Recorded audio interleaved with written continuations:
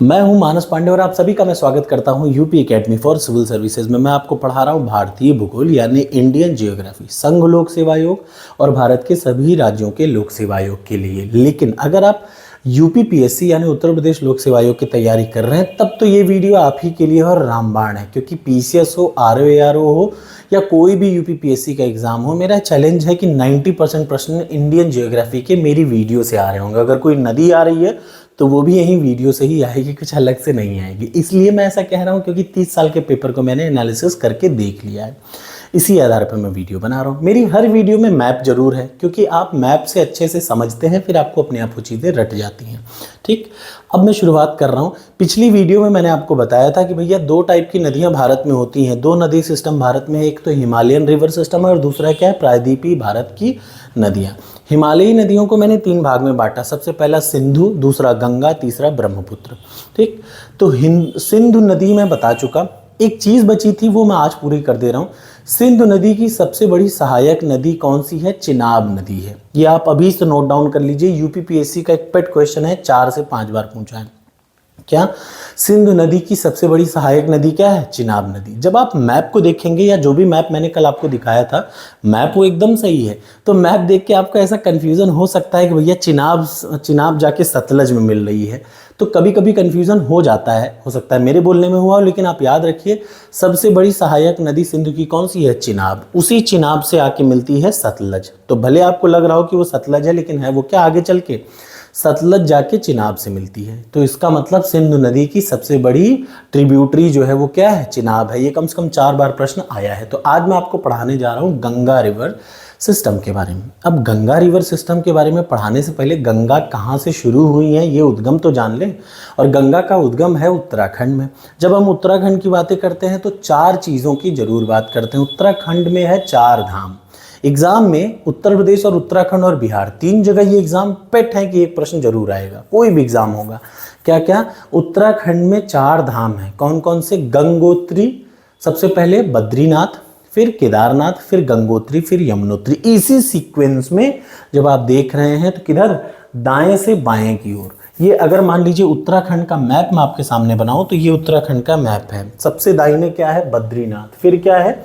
केदारनाथ, फिर क्या है? गंगोत्री, फिर क्या है? यमुनोत्री। सबसे पहला पेट प्रश्न क्या है? यमुनोत्री से कौन निकली है? यमुना। गंगोत्री से कौन निकली है? भागीरथी। याद रखिए, कई लोग गलती कर देते हैं। एक बार ये प्रश्न आया था कि गंगोत्री से कौन सी नदी निकलती है, लोगों ने गंगा मार दिया, जबकि गलत है। गंगोत्री से जो नदी निकलती है वो है भागीरथी। आगे चल के उसी नदी का नाम पड़ जाता है गंगा, याद रखिए।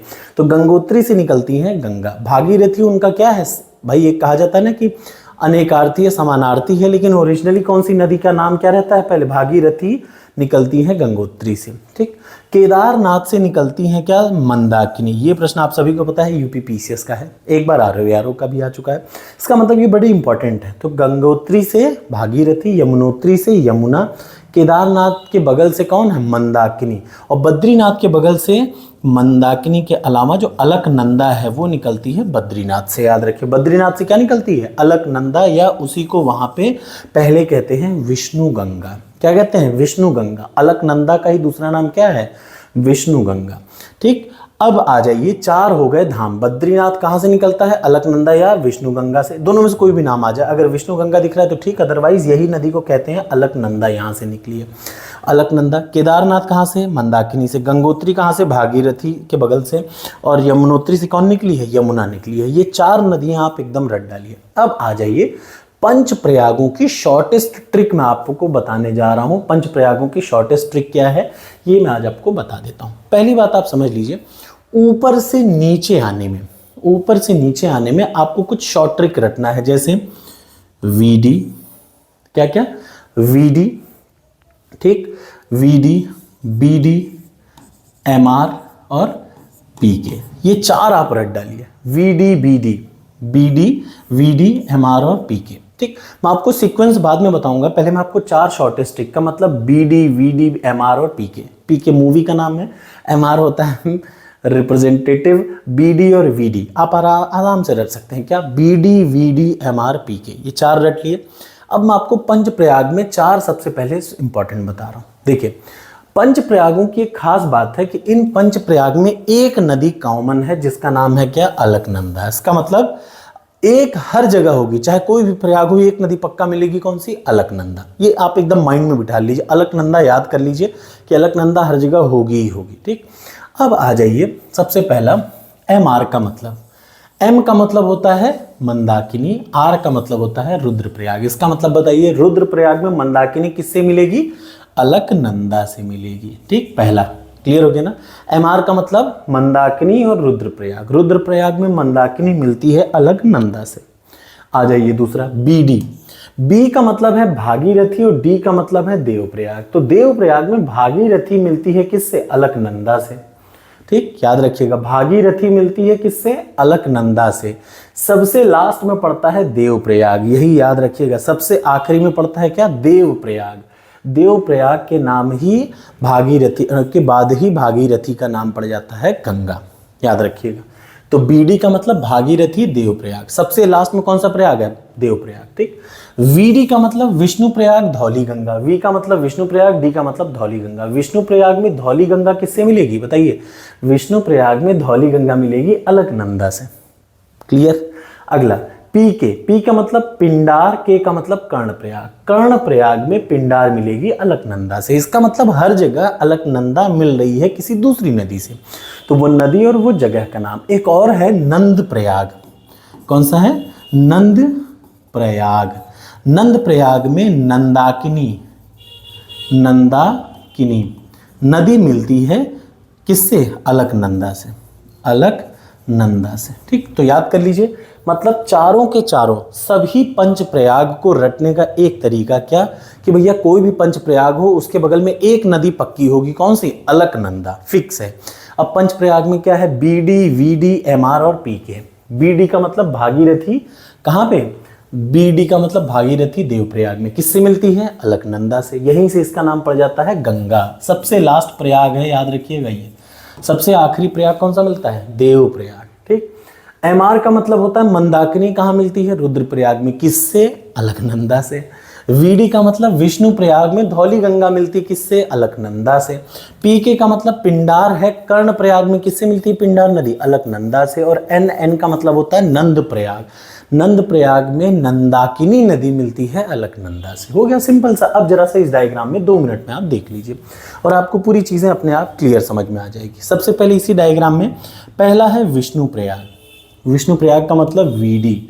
बताइए, वीडी विष्णु प्रयाग में धौली गंगा किससे मिलती है, अलकनंदा से। ये देखिए, एक तरफ से आ रही है धौली गंगा और विष्णु गंगा का नाम ही है अलकनंदा। ठीक, धौली गंगा अलकनंदा से मिलती है और फिर अलकनंदा आगे बढ़ती है। दूसरा कौन सा प्रयाग है, नंद प्रयाग। नंद प्रयाग में नंदाकिनी नदी किससे मिल रही है, नंदाकिनी नदी अलकनंदा से मिलती है नंद प्रयाग में। तीसरा प्रयाग है क्या, कर्ण प्रयाग।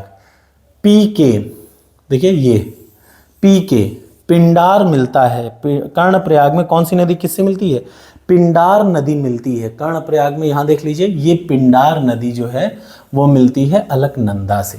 कहां पे, कर्ण प्रयाग में। कर्ण प्रयाग में पिंडार नदी अलकनंदा से मिलती है। ये देखिए, पिंडार गंगा आ रही, पिंडार नदी ये मिल रही है कर्ण प्रयाग में। उसके बाद एम आर का मतलब मंदाकिनी आती है केदारनाथ से और इसी अलकनंदा में मिल जाती है, तो वो बन जाता है मंदाकिनी रुद्रप्रयाग। और सबसे लास्ट में पड़ता है देव प्रयाग, देवों का प्रयाग। जब देव प्रयाग में मंदाकिनी पहुंचती है तो इधर से आती है भागीरथी और मिल जाती है मंदाकिनी से, तो जो चीज़ बाहर निकलती है वो बोली जाती है गंगा नदी। मेरे ख्याल से अब आपको क्लियर होगा। दाहिने तरफ एकदम क्रिस्टल क्लियर डायग्राम बना है। मेन जब यूपीपीएससी का मेन एग्जाम होगा कभी आ जाए तो ये डायग्राम आपके लिए बड़ा इंपॉर्टेंट होता है। देखिए, मैं फिर से आपको एक बार बता दूं, ये है बद्रीनाथ, बद्रीनाथ के बगल में है जोशीमठ।